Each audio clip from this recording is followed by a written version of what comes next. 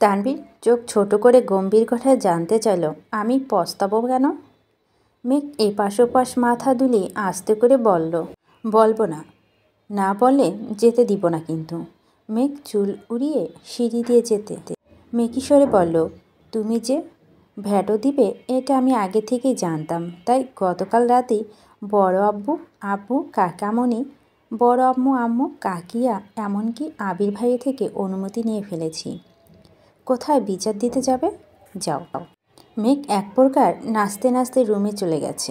মিমও তার পিছু পিছু ছুটল। তানভীর রাগে কটমটো করছে। ইদানিং মেঘের দুষ্টুমির মাত্রা অনেক বেড়ে গেছে, একা সামলানো যাচ্ছে না। মেঘ আগেও দুষ্টুমি করত, তবে লিমিটেড। আবির আসার পর মেঘে অনেকটাই শান্ত হয়ে গিয়েছিল। আবিরের সাথে মনোমালিন্যের কারণে 8-9 বছর কথা হয়নি বলে সেই দূরত্বটা কমাতে একটু সময় লেগেছে।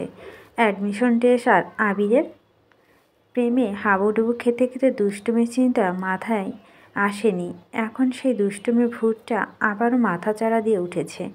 আবির কোনো কারণেই অভিমান করলেও মেঘের সামনে সেই অভিমান 1 মিনিটের বেশি টিকতে পারে না। আবির যতক্ষণ না হাসবে ততক্ষণ পর্যন্ত মেঘের আজগুবি কথাবার্তা চলতেই থাকে। গতকালও তেমনটা ঘটেছে। মেঘের একা ঘুরতে যাওয়ার ব্যাপারে আবিরের রাজি ছিল না, তাই আবিরকে রাজি করাতে মেঘকে বহু কাঠখড় পোড়াতে হয়েছে। এক পর্যায়ে তেলাপোকার আর্তনাদ গল্প শুনিয়ে আবিরকে ঘুরতে যাওয়ার অনুমতি দিয়েছে, তবে অবশ্যই শর্ত সাপেক্ষে। আবির মেসেজে 3 পাতার এক লিস্ট পাঠিয়ে সেখানে কি করা যাবে না কি করা যাবে, কিভাবে চলতে হবে সব নির্দেশনা দেওয়া। মেঘ সব শর্ত মেনে রাজি হয়েছে। মেঘ আর মিম রেডি হয়ে রুমে চলে গেছে। তানভীর আবিরকে কল দিয়ে রাগান্বিত কণ্ঠে বলল, ভাইয়া, তোমার কলিজাকে আমি আর সামলাতে পারছি না, সে এখন আমার কলিজা ছিদ্র করে ফেলেছে। আবির মৃদু হেসে বলল, আর তো কয়েকটা দিন, একটু সহ্য করে নে। তুমি নাকি ঘুরতে যাওয়ার অনুমতি দিয়েছ? কি বলবো বল, এমনভাবে আবদার করে যে না বলতে পারি না। বর্ণা মিনহাজদের সাথে বের হবে বলল, আমি নিয়ে গেলে কি হতো? ইদানিং মনে হয় 2 বান্ধবীর মধ্যে মনোমালিন্য চলছে। ভার্সিটিতে কেউ কারোর সাথে কথা বলে না। গত 2 দিন বর্ণা ভার্সিটিতে আসেনি। কল দিলাম, রিসিভ করেনি। আজ আবার ঘুরতে যাচ্ছে। বিষয়টা ঠিক ভালো লাগছে না। তুই ওদের চিনিস না, মনোমালিন্য থাকলেও দেখবি আজকে ঠিক মিলে গেছে। সেটাও ঠিক। আচ্ছা, পরে কথা হবে, ওকে? 3টার দিকে মেঘ আর মিম সেদিনের কেরান ড্রেস পরে সেজেগুজে বেরিয়েছে। তানভীর সূক্ষ্ম নেত্রে তাকিয়ে আছে, কিন্তু কিছু বলে না। মেঘ যেতে যেতে তানভীরের দিকে তাকিয়ে জিভ বের করে ভেঙচি কাটল। তানভীর চোখ রাঙাতেই মেঘ দাঁত কেলিয়ে চলে গেছে। বাসার সামনে থেকে রিকশা করে 2 বোন গন্তব্যের উদ্দেশ্যে রওনা দিল। ফোনের লোকেশন দেখে মিনহাজদের দেওয়ার ঠিকানা পর্যন্ত পৌঁছেছে। বর্ণারা আগে থেকেই সেখানে উপস্থিত। মিনহাজ আর তামিম কাছে একটা বাসা আছে, সেখান থেকে একটা টেবিল এনে একটা খালি জায়গায় রেখে তার উপরে কেক আর বক্স রেখেছে। আজ তামিমের মিথ্যে জন্মদিন, সেই উপলক্ষেই এই আয়োজন। গত 5 দিনে বন্যার সাথে মেঘের ফোনে কথা হয়নি বললেই চলে। ক্লাসে দেখা হলেও মেঘ সারাক্ষণ শুধু ভাইয়ের বিয়ে নিয়ে বকবক করছে।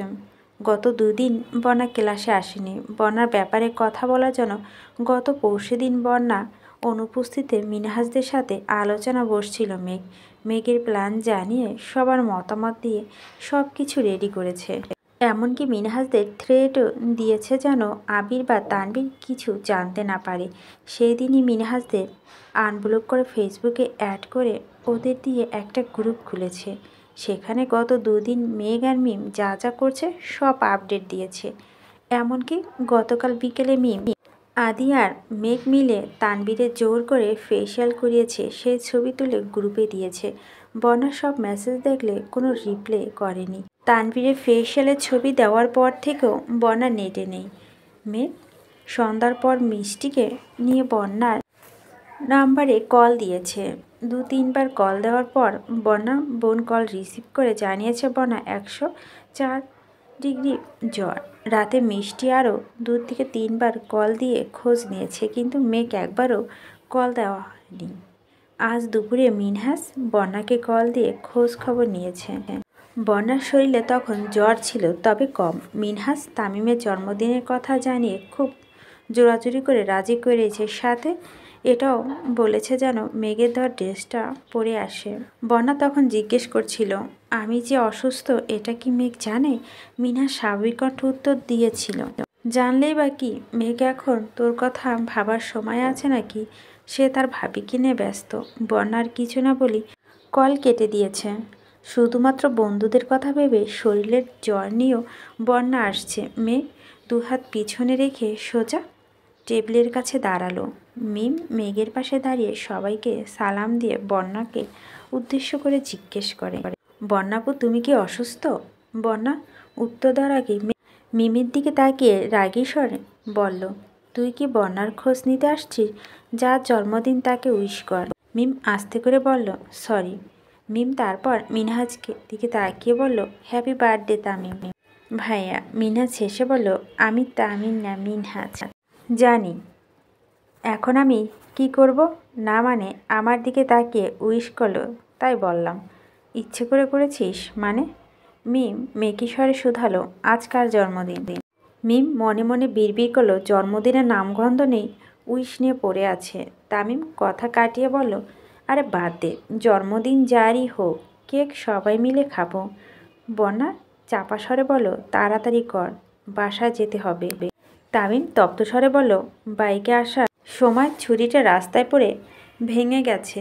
মেঘকে বলছিলাম ছুরি নিয়ে আসতে। মেঘকে উদ্দেশ্য করে শুধালো, ছুরি আনছিস? মেঘ বন্যার দিকে তাকে পেছন থেকে এক হাত সামনে এনে টেবিলে রাখতে মিনহাজ চেঁচিয়ে উঠল, তোকে কেক কাটার প্লাস্টিকের ছুরি আনতে বলেছিলাম, তুই মানুষ কাটার ছুরি নিয়ে আসলি কেন? মেঘ বন্যার দিকে তাকিয়ে থেকে উত্তর দিল, কোন কাজে লাগে বলা যায় না। তামিম চোখ বড় করে বলল, ভাবি আমাদের সেই মুডে আছে, আজ অ্যাসপার ওসপার করেই ছাড়বে। বন্যা ঢোক গিলে শান্ত স্বরে বলল, ওর মুডে থাকার দিন ও তো মুডেই থাকবে, কেক কাটলে কাট, না কাটলে আমি চলে যাব। মেঘ ছুরিটা এপাশ ওপাশ ঘুরে কাঠের টেবিলের মাঝ বরাবর ছুরিটা কুপতে কুপতে রাগান্বিত কণ্ঠে হুঙ্কার দিল, আজ এখানে আমি ছাড়া কারো কথা চলবে না। মেঘের এমন আচরণে বন্যার সহ সবাই কেঁপে উঠল। মেঘ বন্যার দিকে তাকিয়ে ধীর কণ্ঠে বলল, তোকে লাস্ট ওয়ার্নিং দিচ্ছি, আমার সাথে নাটক করার চেষ্টা করবি না। তালবাহানা করলে একদম মেরে গাছতলা ফেলে চলে যাব। বন্যা পুরু কুটিয়ে গম্ভীর কণ্ঠে জিজ্ঞেস করল, কি হয়েছে তোর? স্নিগ্ধ শীতল হাওয়া বইছে। মেঘ টেবিলে পাশ কাটিয়ে বন্যা সামনে গিয়ে দাঁড়ালো। মেঘের দু হাত পিছনে মিষ্টি ফোন বের করে ভিডিও অন করলো।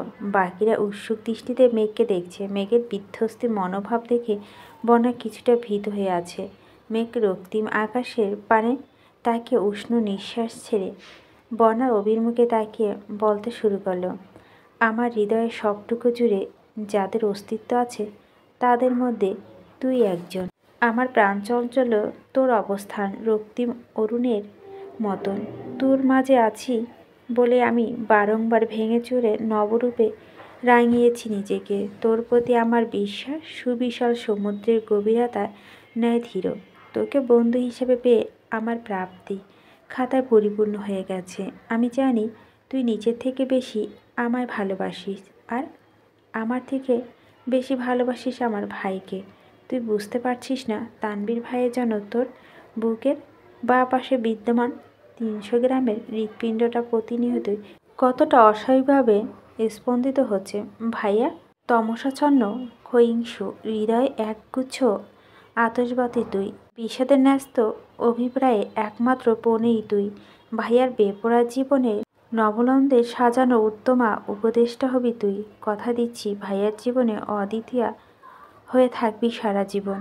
বন্যা হতবিলম্ব দৃষ্টি নিরেট। বন্যা নিস্তব্ধ আঁখি যুগল মেঘের অভিমুখে স্তব্ধ হয়ে আছে। মেঘ হাঁটু গেড়ে বসে পিছন থেকে গোলাপ ভর্তি হাত সামনে এনে বন্যার দিকে ধরে জিভ দিয়ে ঠোঁট ভিজিয়ে মোলায়েম কণ্ঠে শুধালো, তুই কি ভাইয়ার কল্পনার রাজ্যে কল্পতরু হবি? তার সংকীর্ণ সাম্রাজ্যে মহারানী হবি? বন্যার চোখ টলমল করছে। জ্বরের ঘোরে ভার হয়ে থাকা মাথাটা অনবরত ঘুরছে। মসৃণ গাল বেয়ে অশ্রু গড়িয়ে পড়তে বেশি সময় লাগলো না। গত 5 দিন গুমড়ে গুমড়ে অনেক কেঁদেছে, যেটা বন্যার চোখ মুখ দেখলে বোঝা যায়। বন্যা 2 চোখ বেয়ে অনর্গল পানি ঝরছে। মেঘ মিমের দিকে তাকিয়ে গুরুভাব কণ্ঠে বলল, তোকে কি দাওয়াত দিয়ে আনতে হবে? মিম থতমত খেয়ে বলল, সরি, তোমার কথা শুনতে টাসকি খেয়ে ফেলেছিলাম। মিম এগিয়ে এসে মেঘের পাশে হাঁটু গেড়ে বসে সেই ফুলের তোড়া হাতে রেখে দুজন একসঙ্গে উচ্চস্বরে বলে উঠল, আপনি কি আমাদের ভাবি হবেন? তানভীর খানের একমাত্র বউ হবেন? বন্যার শরীর কাঁপছে। ভেজা চোখের মেঘ আর মিমের দিকে তাকিয়ে আছে। তামিম রাশভারী কণ্ঠে বলল, বন্যা ভাবি, তাড়াতাড়ি রাজি হ, নয়তো মেঘ ভাবি মাথা আবারও গরম হয়ে যাবে। বন্যা সবার দিকে তাকালো। মিনহাজ, তামিম, সাদিয়া একসঙ্গে দাঁড়িয়ে আছে। মিষ্টি একবারও ভিডিও করছে। বন্যা পুনরায় মেঘদের দিকে তাকাচ্ছে। মেঘ স্ট্রং থাকলেও মিমের পায়ের উপর নিজের ভর রাখতে না পেরে মেঘের উপর হেলে পড়ছে। মেঘ তড়িঘড়ি করে চেঁচিয়ে উঠল, আরে বিটি, তাড়াতাড়ি হ্যাঁ বল, পড়ে যাচ্ছি তো। বন্যা ফুল ধরতে ধরতে বিহলম্বতা উত্তর দিল, ইনশাল্লাহ তোদের ভাবি হবই আমি। ততক্ষণে মিমের শরীরের ভরে মেঘ মাটিতে পড়ে গেছে। মিম মেঘের উপর পড়ছে। বন্যা এক হাতে ফুল, অন্য হাতে মেঘের ঘাড় ধরে আটকে দিয়ে নিজের ওড়না টান খেতে বন্যা মেঘের উপর পড়ছে। বন্যা তখনও এক হাতে মেঘের কাত আঁকড়ে ধরে আছে, যেন মাথায় চাপ না খায়। মিষ্টি ভিডিও তখনও চলমান। সাদিয়া, তামিম দ্রুত এগিয়ে গেছে। সাদিয়া মিমকে টেনে তুলছে। মিম পায়ের অল্প চাপ খেয়েছে, তাই ব্যথা আর্তনা করছে। মিষ্টি মিনহাজকে ফোন দিয়ে তাড়াতাড়ি মেঘ আর বন্যাকে টেনে তুলছে। ব্যথা পেয়েছে যেমন তেমন নতুন জামাগুলোতে মাটি আর ময়লা লেগে যাচ্ছে, তাই অবস্থা হয়ে গেছে। মিনহাজ, তামিম আর সাদিয়া হাসতে হাসতে একদম বসে পড়েছে। মিনহাজ হাসতে হাসতে বলল, আমার জীবনে দেখা সেরা প্রপোজ, সারা জীবন মনে থাকবে, দেখবি তোদের ননদ ভাবি সম্পর্ক সারা জীবন এমন থাকবে। যাই করতে যাবি একটা করে অঘটন ঘটাবি। মেঘ হুঙ্কার দিয়ে উঠল, চুপ থাক, নয়তো তোর মুখে কষ্টেপ লাগাইয়া দিব। মেঘ বন্যার দিকে তাকিয়ে মুচকি এসে বলল, সরি, তুই ভাইয়াকে ভালোবাসিস এটা তোকে বুঝাতে 5 দিন তোর সঙ্গে খুব বাজে ব্যবহার করেছি, সরি বেবি। বন্যা কোনো কিছু না বলেই আচমকা মেঘকে শক্ত করে জড়িয়ে ধরল। কান্না ভেজা 2 চোখ বেয়ে আবারও পানি ঝরছে। মেঘ বন্যার পিঠ বরাবর 2 হাত পেঁচিয়ে ধরেছে। বন্যা এবার হাউমাউ করে কান্না শুরু করেছে। এত বছরের বন্ধুত্ব বন্যাকে কখনো এভাবে কাঁদতে দেখেনি মেঘ। বরাবরের চুপচাপ আর শান্তশিষ্ট থাকে, কাঁদলেও কখনো কারো সামনে কাঁদে না। অথচ সে মেয়ের খোলা আকাশে নিচে অবাধে কেঁদে চলছে। মেঘ শীতল কণ্ঠে বলল, সরি তো, প্লিজ এভাবে কান্না করিস না। আমি জানতাম তুই ভাইয়াকে ভালোবাসিস, কিন্তু তোকে সরাসরি জিজ্ঞেস করলে তুই কখনো স্বীকার করতি না, তার জন্যে আমাকে এসব করতে হয়েছে, প্লিজ সরি। বন্যা কাঁদতে কাঁদতে অস্পষ্ট কণ্ঠে বলতে শুরু করলো, আমি বুঝতে পারিনি কবে আমি ওনাকে এত বেশি ভালোবেসে ফেলেছি। তুই সেই দিন ওই মেয়ের ছবি দেখানোর পর থেকে এখন পর্যন্ত আমি ঠিকমতো ঘুমাতে পারিনি, খেতে পর্যন্ত পারিনি, আমার নিঃশ্বাসে নিতেই পর্যন্ত কষ্ট হচ্ছিল। সারাক্ষণ মনে হচ্ছিল আমি সব হারিয়ে ফেলছি, কি যেন নেই আমার, চারপাশ শূন্য লাগছিল আমার। আমি ওনাকে অনেক ভালোবাসি বেবি। মেঘ বন্যাকে নিজের কাছ থেকে সরিয়ে 2 চোখ মুছে শান্ত কণ্ঠে বলল, আমার ভাবি হতে তুই সত্যি রাজি তো? বন্যা মলিন হেসে বলল, রাজি। কিন্তু মেঘ স্বাভাবিক কণ্ঠে জানতে চাইল, কিন্তু কি? তুই যে বলছিলি আজ মেয়ে দেখতে যাবি, লে হালুয়া, তুই কি ছিলে নাকি? বন্যা শ্বাস ছেড়ে রাগী স্বরে বলল, ধুর, ফাজলামো করিস না। ওই মেয়েটা কে ছিল? আমি চিনি না, ফেসবুকে পেয়েছিলাম, ফাজিল মেয়ে। কিন্তু বললি যে তোর ভাই রাজি। ওমা, ভাইয়া তোকে লাভ করলে রাজি হবে না? তোর ভাই আমায় পছন্দ করে না, ডিরেক্ট ভালোবাসে তোকে বলছে? মেঘ বিষণ্ণ চিত্রে তাকিয়ে বলো, বলতে আজ আমাদের জায়গায় ভাইয়া থাকতো আর আমার ক্যামেরাম্যান থাকতাম, বুঝলি? অনেক চেষ্টা করার পর ভাইয়া যখন কিছু বলছিল না, তখন বাধ্য হয়ে আমাকে এই পথটা নিতে হয়েছে। ভাইয়া কবে বলবে সেই আশায় থাকলে আমি মরে ভূত হয়ে যেতাম, তাই আগে নিজের মনের ভাব প্রকাশ করে ফেললাম। মেঘ একটু থেমে আবার বলে উঠল, আবির ভাইয়ের মতো ডায়লগ দে, তোকে বৌমণি ডাকার জন্য যদি অধিকারনামাও স্বাক্ষর করতে হয়, তবে আমি সেই অধিকারনামায় স্বাক্ষর করে হলো তোকে বৌমণি ডাকবো। তুই আমার ভাবি মানে আমার ভাবি। পৃথিবীর কেউ তোকে আমার ভাবি হওয়া থেকে আটকাতে পারবে না, ইনশাল্লাহ। বন্যা আনমনে হেসে বলো, ইনশাল্লাহ। মিম একবার ঝাঁকিয়ে ঝাঁকিয়ে মেঘের কাছে আসতে আসতে বলো, বন্যাপু, আমি যে তোমার ছোট নন্দন, এটা তোমার মনে আছে? বন্যা আলতোভাবে মিমকে জড়িয়ে ধরে আহ্লাদি কণ্ঠে বলো, ওলে সোনা, তুমি আমার কিউট ননদি, তোমাকে আমি কিভাবে ভুলবো বলো? মেঘ ভেঙচি কেটে বিড়বিড় করে বলো, আজ কিউট না বলে? মিনহাজ ঠাট্টা স্বরে বলে উঠল, আপনি কিউট না বলে একজন নিজের যান জীবন দিয়ে আপনাকে আলকে রাখে, আপনার দিকে কেউ নজর দেওয়ার আগেই আধমরা করে ফেলে। আপনাদের মুখে এসব সাজে না ভাবি, বরং আমি আর তামিম এসব বললে মানা যেত। তামিম পাশ থেকে বলো, সহমত বন্ধু। বন্যা হঠাৎ জিজ্ঞেস করলো, তামিমের না জন্মদিন, কেক কাটবো না? মেঘ ভেঙচি কেটে বলো, আমার ভাইয়ের সাথে যুদ্ধ করে আসছি, কি তামিমের জন্মদিন করতে নাকি? মেঘ নিজের হাতে বক্স থেকে কেক বের করলো। মেঘ এর ওপর লেখা, প্রিয় বন্যা, ভাবি হবে? হ্যাঁ হ্যাঁ। মেঘ বলল, দুটো অপশন দিলাম, যে কোনো একটা বেছে নিতে পারিস।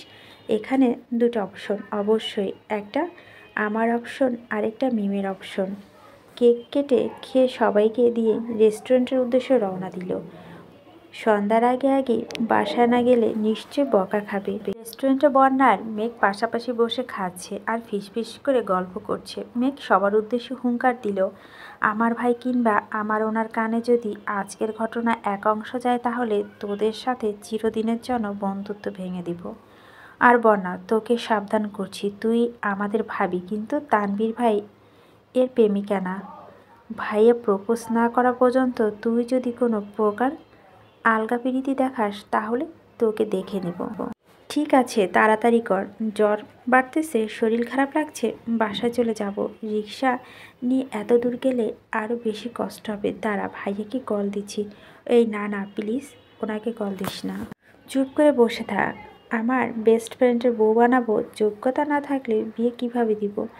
মেঘ তানভীরকে কল দিয়ে আসতে বলেছে। তানভীর চটজলদি রেডি হয়ে রওনা দিয়েছে। ওদের খাওয়া শেষ হতেই আর তানভীর চলে আসছে। সবাই থেকে বিদায় নিয়ে তানভীরের সামনে আসতেই তানভীর পরপর তিনজনের দিকে তাকালো। তিনজন জামার অবস্থা দেখে তানভীর গম্ভীর কণ্ঠে শুধালো, তোরা কি ফুটবল খেলতে গেছিলি? মেঘ একটা বক্সে হ্যাঁ লেখা এক টুকরো কেক তানভীরের মুখের সামনে ধরে বলল, এটা পুরস্কার, এবার হা করো। কিসের পুরস্কার? আর কেকে হ্যাঁ লেখা কেন? তুমি আমাদের ভালোবাসো না? হ্যাঁ, এটা লেখা, এখন হা করো। তানভীর হা করতে মেঘ কেক মুখে দিয়ে অস্থির হয়ে বলল, এখন চলো, আমার বেবি অসুস্থ। মেঘ আর মিম দ্রুত গাড়ি দিকে চলে গেছে। বন্যা মাথা ঘুরতে শুধু আস্তে করে পা বাড়ালো। তানভীর উদ্বিগ্ন কণ্ঠে জানতে চাইল, কি হয়েছে তোমার? জ্বর? জ্বর শব্দটা কানে বাজতেই তানভীর এগিয়ে এসে বন্যার কপালে হাত রাখল। সঙ্গে সঙ্গে বন্যার শরীর ঝাঁকুনি দিয়ে উঠল। মেঘ আর মিম দূর থেকে এই দৃশ্য দেখে বন্যা দ্রুত দু হাতে মেঘের চোখ আটকে মেকি স্বরে বলল, রোমান্টিক সিন দেখার বয়স হয়নি তোর। তানভীর পেশিবহুল হাতে নজর পড়তেই বন্যা চোখ নামিয়ে আতঙ্কিত কণ্ঠে বলল, হাত সরান। হাত সরাবো কেন? এত জ্বর নিয়ে ঘুরছো কোন সাহসে? আর হাতে এত ফুল কেন? কে দিয়েছে? কে কি বা কিসের ছিল? বন্যা কি বলবে বুঝতে না পেরে আস্তে করে বলতে নিল তামিম। একটু বলতেই তানভীর কপাল থেকে হাত সরিয়ে চিৎকার করল, তামিম তোমায় ফুল দিয়েছে? না না, তাহলে কে দিয়েছে? মেঘ সত্যি তো? বিশ্বাস না হলে মেঘকে জিজ্ঞেস করুন। বনুকে জিজ্ঞেস করার প্রয়োজন নেই। ডাক্তার দেখিয়েছিলেন? না, ওষুধ খেলেই কমে যাবে।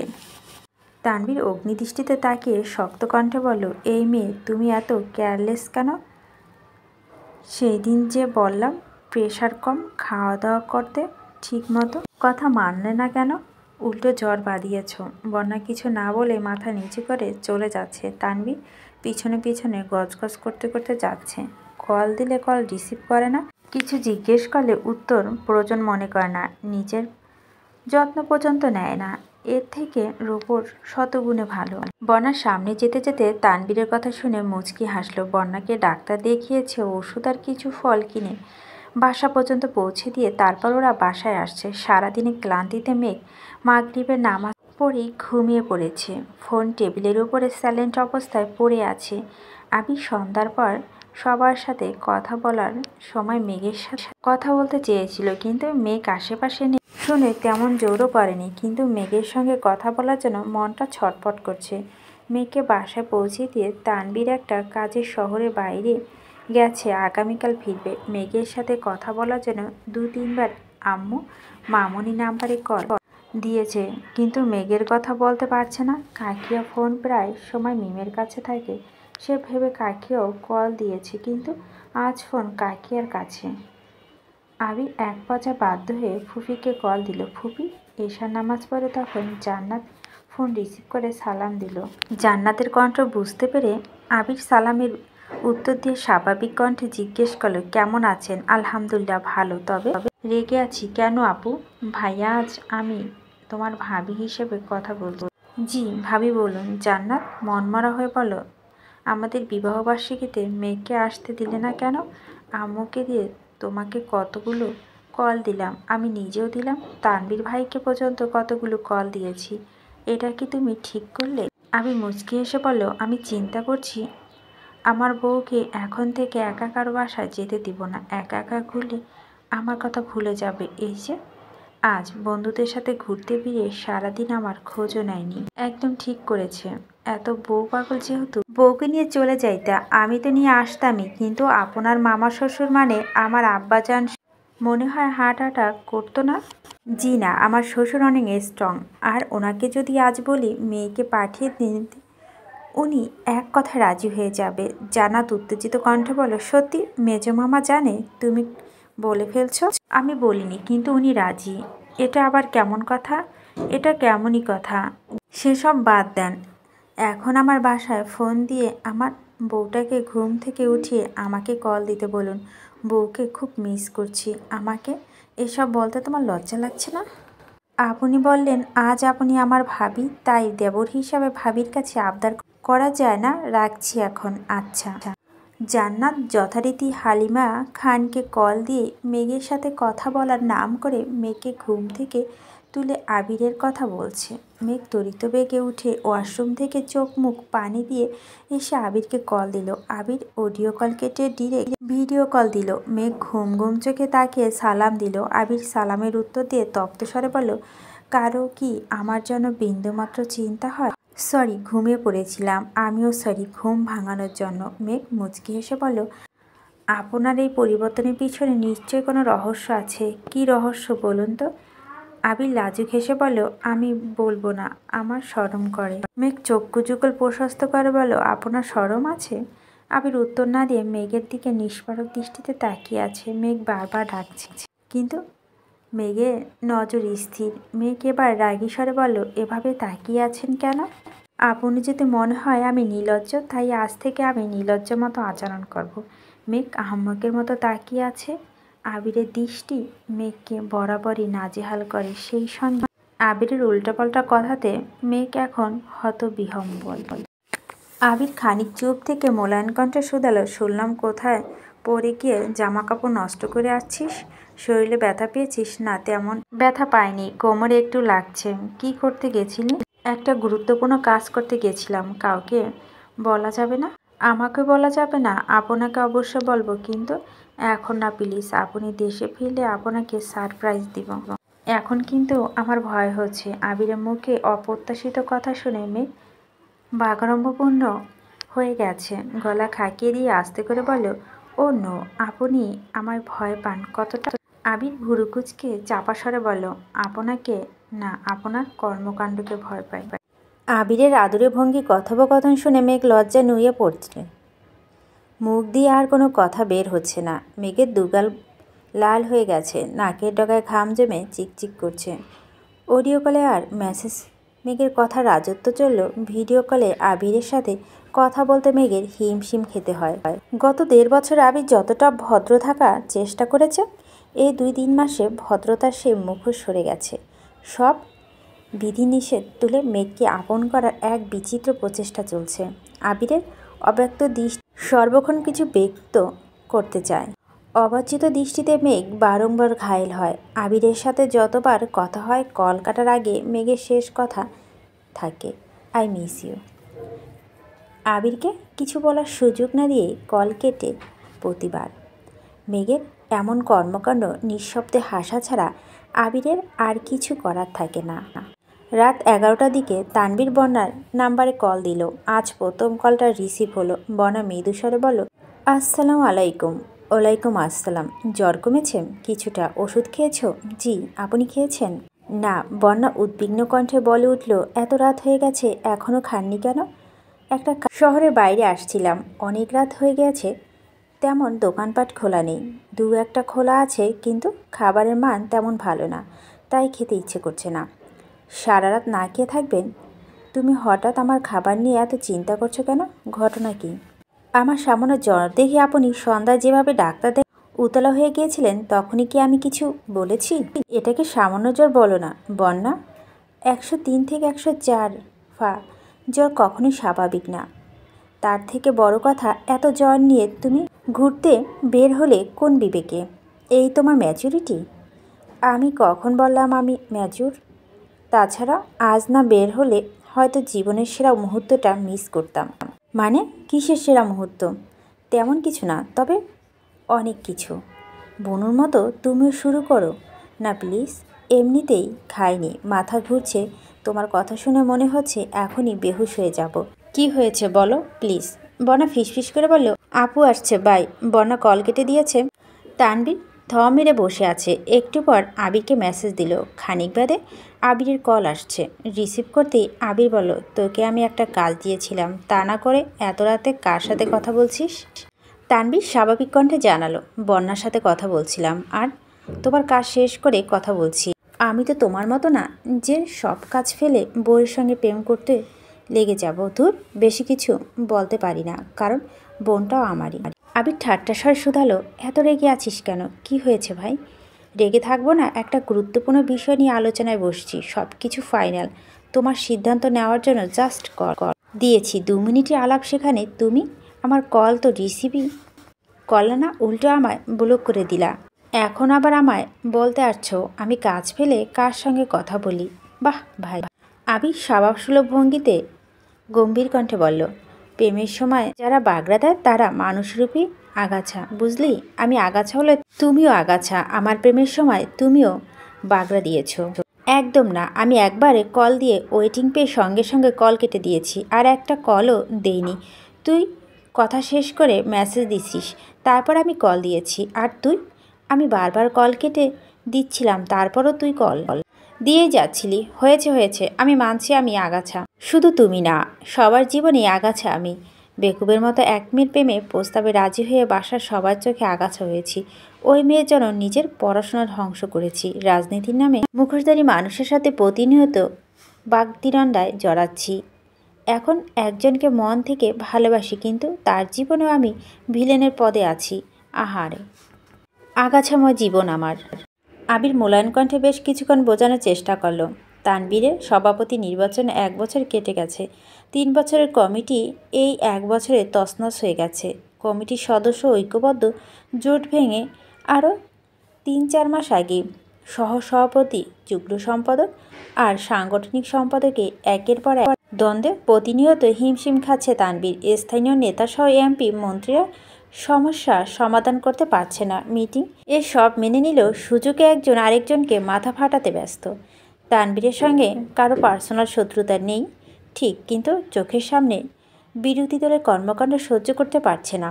সেই সঙ্গে বন্যাকে নিয়ে আসছে তার শুধু চিন্তা ভাবনায়। বন্যা পরিবারে, বন্যার বাবা সরকারি চাকরিজীবী, বড় বোনও তাই। এমনকি বন্যা আত্মীয় স্বজন বেশিরভাগই সরকারি চাকরিজীবী। বন্যার আপুর জন্য সরকারি চাকরিজীবী ছেলে খোঁজা হচ্ছে। সেখানে বন্যা তার বোনের থেকে বেশি ব্রিলিয়ান্ট, দেখতে শুনতে মাশাআল্লাহ। তাই স্বাভাবিকভাবে বলা যায় বন্যাকে বিয়ে করার জন্য তানবীরের বিন্দুমাত্র যোগ্যতা নেই। বন্যাদের বংশে কেউ কখনো রাজনীতি করেনি। সেখানে তানবীরের বাসায় সং আলী আহমেদ খান এককালে এলাকায় সুপরিচিত রাজনীতিবিদ ছিলেন। গ্রামের বাড়িতে এখনও অনেকে ওনাকে নেতা হিসেবে চিনেন। পারিবারিক ও ব্যক্তিগত শত্রুতার কারণে একসময় রাজনীতি ছেড়ে গ্রামের সাথে সম্পর্ক ছিন্ন করে ঢাকায় চলে আসেন। হয়তো বাবার রক্তের টানে ছেলের জীবনে আবিরও টুকটাক রাজনীতি জড়িয়েছিল, তবে পুরোপুরি জড়ানোর আগেই কলেজে এক স্যার আবিরে বুঝিয়ে রাজনীতি চিন্তা ছাড়িয়ে পড়াশোনার প্রতি মনোযোগী করেন। আব্বু আর স্যারের কথায় মেনে আবির রাজনীতি নিয়ে তেমন ভাবেনি, কিন্তু তানবীর আবিরের মতো না। ওই মেয়ের কারণে বাসা যখন ঝামেলা হয়েছিল তখন 2-3 নেতা আলী আহমেদ খান এবং মোজাম্মেল খানের বাজে কথা বলছিলেন। সেখান থেকে তানবীরের ভিতর জেদ কাজ করে আর সেই রাজনীতি করার সিদ্ধান্ত নেয়। রাজনীতি করতে না দিলেও পড়াশোনা করতে না বলে হুমকি পর্যন্ত দিয়েছিল। তখন বয়স কম ছিল আর তানবীর এতটাই জেদি ছিল যে আবিরে তাকে মানাতে পারেনি। তাই বাধ্য হয়ে তানবীরের সেই কিছু শর্ত নিয়ে আবির রাজি হয়েছিল। কয়েক বছর তানবীরের মন উঠে গেছে। একদিনের কথায় কথায় মেঘের মুখে শুনছে বন্যার রাজনীতি একদম পছন্দ করে না। তাই ইদানিং তানবীর মাথার ভূত চেপেছে, সে রাজনীতি ছেড়ে পড়াশোনা করবে, চাকরি নিয়ে বন্যাকে বিয়ে করবে। একটা সময় তানবীরের রাজনীতির জন্য আবিরকে প্রচুর বকা খেতে হয়েছিল, তবে এখন সবাই মোটামুটি স্বাভাবিক। তানবীরকে নিয়ে কারো কোনো মাথা ব্যথা নেই। অথচ তানবীর হুট করে সিদ্ধান্ত নিয়েছে সে এই অমার্জিত রাজনীতি আর করবে না, যেখানে এক কমিটি অন্তর্ভুক্ত সদস্যরা নৈতিকতা ভুলে একে অপরের সঙ্গে দাঙ্গা জড়াতে পারে। সেই নোংরা রাজনীতিতে তানবীর থাকবে না।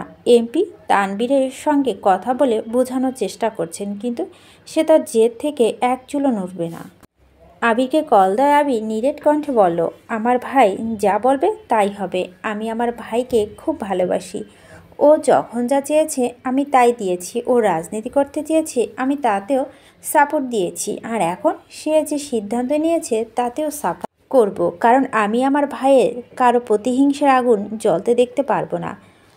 অতি সামান্য একটা বিষয় নিয়ে কমিটিতে যে দ্বন্দ্ব সৃষ্টি হয়েছে তার প্রভাব যে আমার ভাইয়ের উপর পড়বে না তা কি গ্যারেন্টি আছে? আজ নয়তো কাল কেউ যে আমার ভাইয়ের ওপর অ্যাটাক করবে না তার কি নিশ্চয়তা আছে?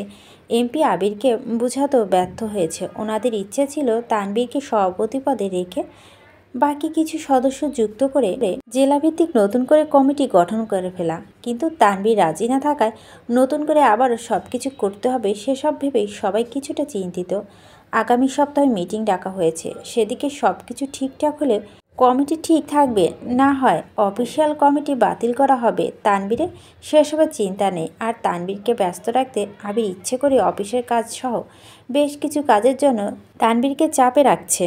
দুপুর থেকে রাকিবের ফোনে রিয়া আর জান্নাত এক নাগাড়ে কল দিয়েই চলছে। বাধ্য হয়ে 4টা নাগাদ রাকিব অফিস থেকে বেরিয়ে বাসার উদ্দেশ্যে রওনা দিল। রিয়া সারাদিন ধরে মেঘের জন্য রান্না করছে, সেগুলো রাকিবকে দিয়ে পাঠাবে।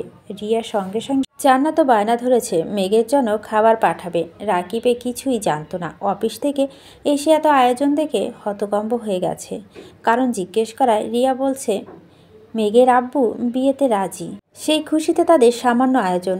আবিরের আব্বু রাজি হলে বিশাল আয়োজন করবে। রিয়ার কথা শুনে রাকিব রীতিমতো আশ্চর্য হয়েছে। মেঘের আব্বু আবির মেঘের সম্পর্ক রাজি, এটা রাকিব জানে না, অথচ রিয়া জানে এটা ভেবেই হতাশ হচ্ছে। ফ্রেশ হয়ে আবিরকে কল দিল। আবির কল রিসিভ করতেই রাকিব বলল, ভালোই তো, আজ শ্বশুরকে রাজি করে ফেলেছিস, কাল বাপকেও রাজি করে ফেলবি, পরশু বউকে নিয়ে বিদেশে পাড়ি জমাবি। এদিকে তোর যে রাকিব নামে এক বন্ধু ছিল সেটা বেমালুন ভুলে যাবি, বন্ধুত্বের সম্পর্ক ভেঙে দিবি।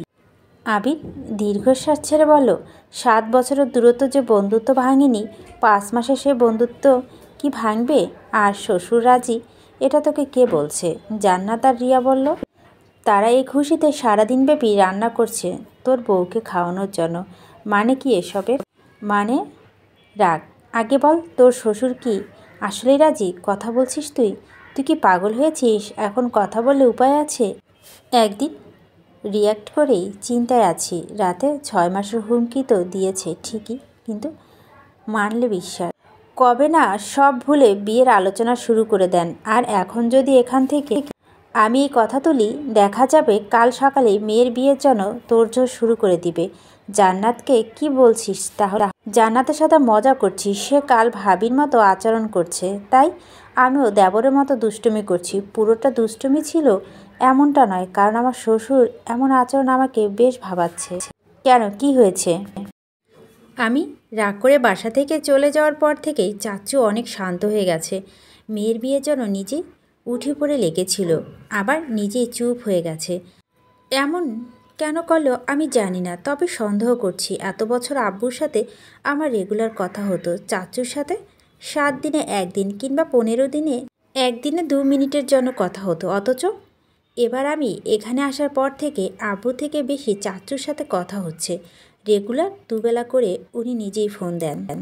এমন না যে শুধু প্রজেক্টের জন্য উনি চিন্তিত, এমনি তো খোঁজ দেন কী করছি, খাচ্ছি কি না ঠিকমতো, কবে ফিরব, শরীর ঠিক আছে কি না, আরও অনেক কিছু। আগে সেসব কথা আব্বু বলতো, সেসব কথা এখন চাচ্চু বলে। ওনার এমন আচরণে মাঝে মাঝে মনে হয় আমি আসার সময় ওনার মেয়েকে সাথে নিয়ে আসছি। ওনার মেয়েকে যেন সুখে রাখি, তার সাথে যেন ভালো ব্যবহার করি, সেজন্য 2বার করে ফোন দিয়ে অ্যালার্ট করে।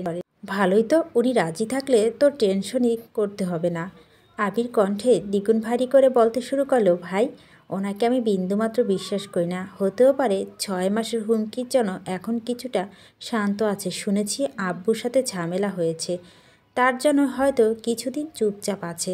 যতদিন না বাসর করতে পারছি ততদিন পর্যন্ত আমি কাউকে বিশ্বাস করি না। বাসর রাতে পরদিন বলতে পারবো আমার শ্বশুর আমাকে মেনে নিয়েছে কিনা। রাকিব মুখ ফুলে শ্বাস ছেড়ে বলল, রিয়ার জান্নাত যে খুশির ঠেলায় এত কিছু রান্না করলো, এখন কি আমি খেয়ে ফেলবো এসব?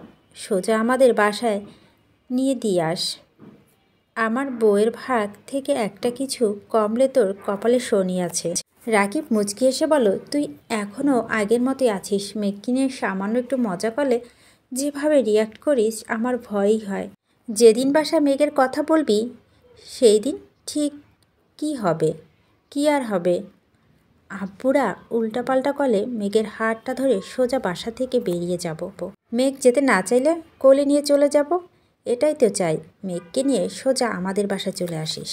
সেসব পরে দেখা যাবে, এখন রাখি, বের হতে হবে। আচ্ছা ঠিক আছে। রাকিব আর আরিফ খাবার নিয়ে একসঙ্গে মেঘেদের বাসার উদ্দেশ্যে রওনা দিল। গেটের ভিতর খোলা জায়গা মিম আর আদি ক্রিকেট খেলছিল। মেঘও এতক্ষণে এখানে ছিল, কেবলই ভিতরে গেছে। আদি বোলিং করছে আর মিম ব্যাট করছে। রাকিবের হাতে সব খাবার।